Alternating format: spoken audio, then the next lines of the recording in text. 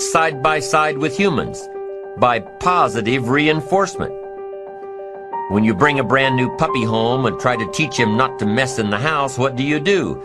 You reward him for going outside or scratching at the door. When you're trying to get your toddler out of the diaper stage, what do? You reward her with special presents, make her feel special for learning something new.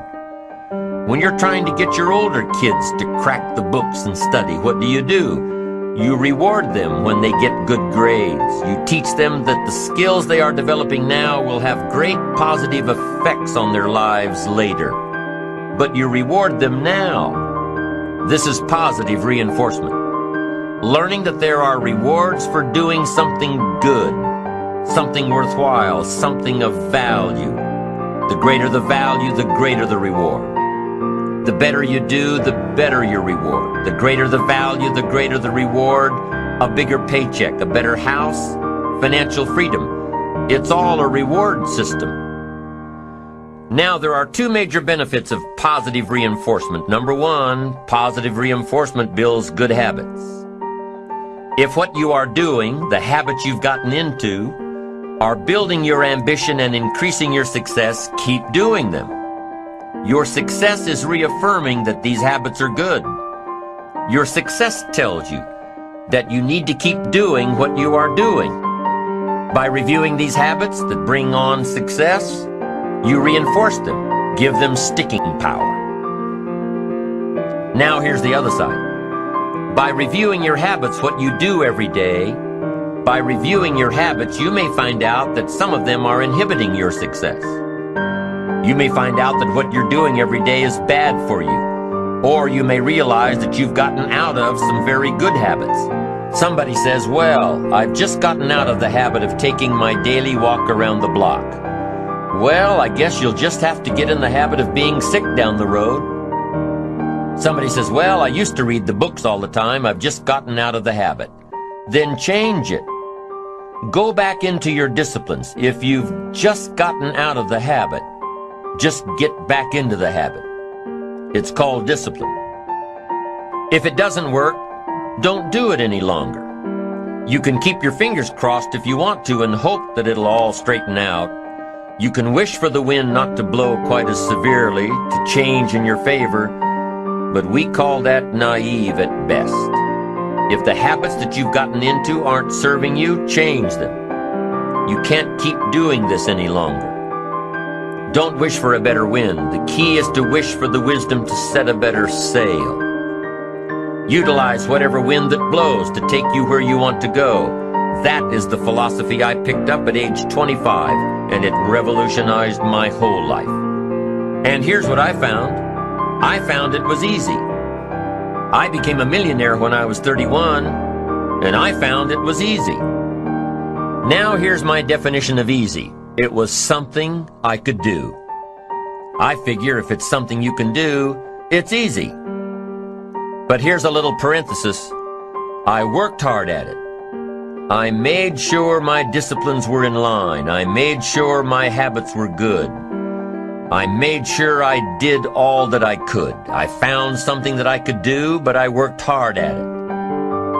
I got up early, stayed up late, and worked hard from age 25 to 31. But what I did was easy, meaning it was something I could do. Well, you say, Mr. Rohn, if it was so easy, how come during those 6 years, all those other people around you didn't get rich? Here's why. It's easy not to. How else would you describe it? That's it. It's easy to keep doing the things that don't work. It's easy to keep bad habits. It's easy not to develop the disciplines. It's easy not to. So how come I got rich and they didn't? Here's a philosophical phrase. The things that are easy to do are also easy not to do. That's the difference between success and failure, between daydreams and ambitions. Here's the key formula for success. A few disciplines practiced every day. And those disciplines have to be well thought out. What should you spend your time doing? Don't waste your time on things that aren't going to matter. But a few simple disciplines can change your whole economic future. Future with your family, future with your business, future with your enterprise, your sales career, your management career. A few simple disciplines, a few simple habits, good habits, repeated every day. Now here's the formula for failure. Errors in judgment, repeated every day. All you've got to do is to have a few errors in your judgment and repeat them every day. I'm telling you, they'll spin out of control in 10 years. You'll end up driving what you don't want to drive, wearing what you don't want to wear, living where you don't want to live, earning what you don't want to earn. A few errors every day, bad habits every day, it's disastrous. Now here's why it's easy to repeat an error in judgment. Because failure doesn't fall at the end of the first day. Bad habits don't show their horrible results at the end of the first day, or the first week, or the first month. It's easy to get faked out. If disaster fell on us at the end of the first week, we'd change our philosophy. But it's so subtle. Errors in judgment, bad habits. They're so subtle, they get you a little off course, a little off course, a little off course. You keep drifting off course, and all of a sudden you're caught. So you've got the choice right now of one of two easies, easy to do or easy not to do. I can give you in one sentence how I got rich by the time I was 31. I did not neglect to do the easy things I could do for 6 years. I did not neglect. That's the key. I found something easy I could do that led to fortune, and I did not neglect to do it. The major reason for not having more of what you want in America, more health, more money, more power, more influence, more everything, the major reason is simple neglect. Neglect. And if you don't take care of neglect, it becomes an infection, and then it becomes a disease. So if you're in the habit of not doing it, doing all it takes to get ahead, get in the habit of doing it. Doing all it takes. That's the first benefit of positive reinforcement, building good habits.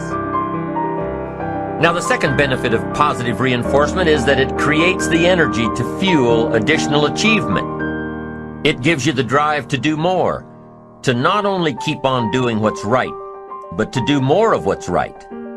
The disciplines that will help you grow and get ahead of it all. The knowledge that what you're doing is paying off creates more energy to keep going. How easy is it to get up in the morning when you know you're not doing all that it takes? It's not very easy at all. You can just lay there awake thinking, oh, what's a few more minutes in bed? It won't matter much anyway. Wrong. It does matter. It will matter. Now, how easy is it to get up in the morning when you're pouring it on, doing the best you can, anxious to get going, make progress toward your dreams? It's a whole different story. When you're resting to renew your reserves, it's much different than resting to avoid your day. When you're psyched up and excited for your life, when you're excited for what you've planned to accomplish for the day, it's amazing. You'll wake up before the alarm clock even tries to startle you awake. Your successes fuel your ambition. Your successes give you extra energy. Your successes pave the way for more successes. It's the snowball effect. With one success, you're excited to meet another, and another, and another. And pretty soon, the disciplines that were so difficult in the beginning, the disciplines that got you going, are now part of your philosophy.